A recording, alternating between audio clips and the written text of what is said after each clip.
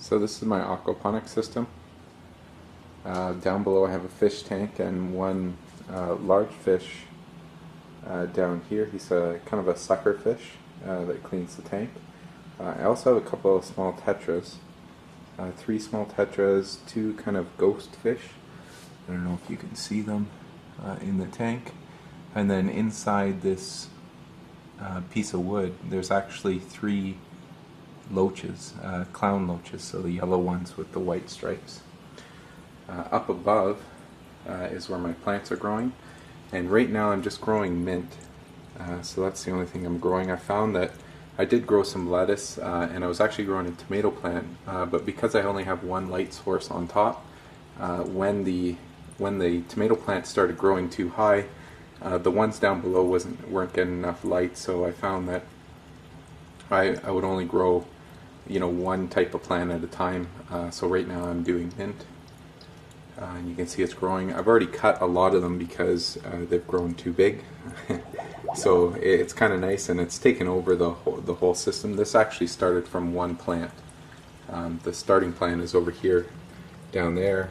Then it kind of expanded, and since then I've actually taken some snipping or clips, and I've actually replanted them as well. So there's one back here that I've replanted, and it's doing really well as well. Now the way this system works is it is an ebb and flow system. So from my tank I have a pump down here, so it sucks up the water.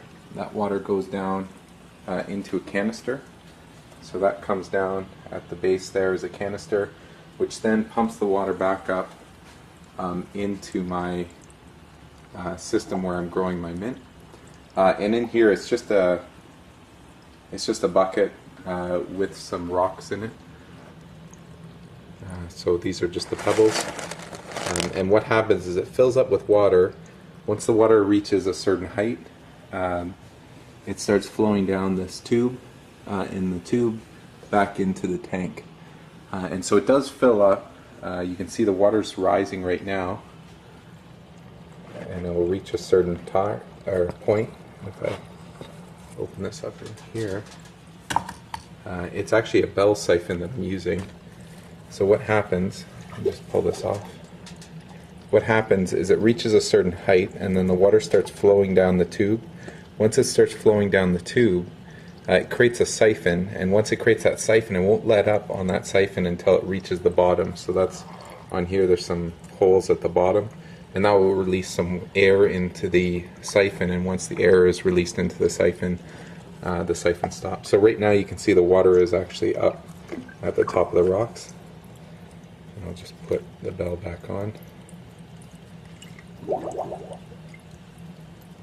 And once that's back on, it should actually start the siphon as well. So you can see here the water's starting to flow. In fact, now let me just see if it kickstarts it. Might have to give it.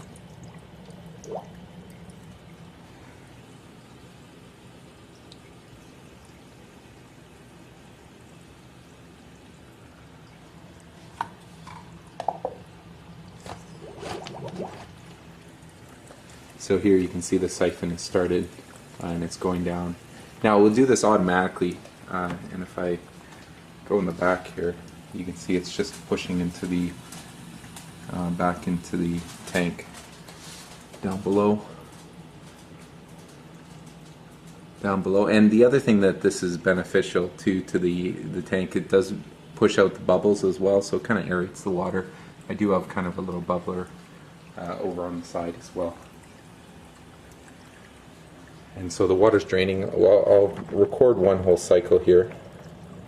Now, a couple of things that I noticed with the bell siphon, at least, is I did start to put little holes at the top. So here I put a little air hole, because I found sometimes it wasn't releasing the siphon.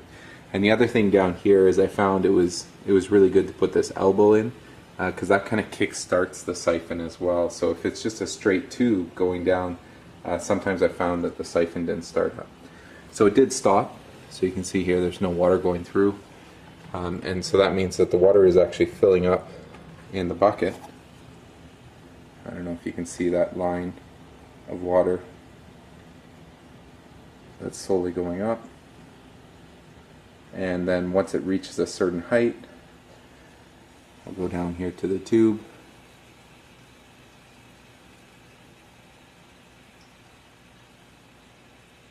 You can see a little bit of water starting to go at this point.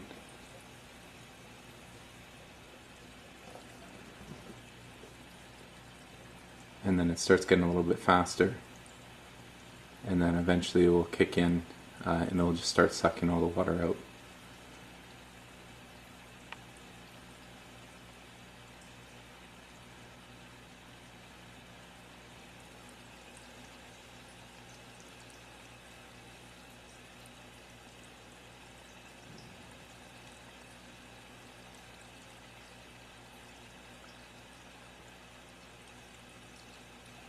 So here it goes.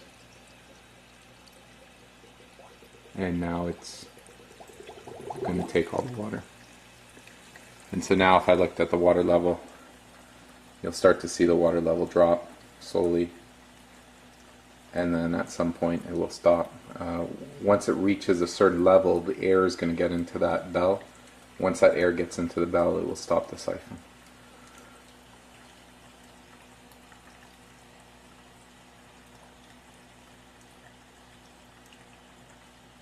And that's how my system works.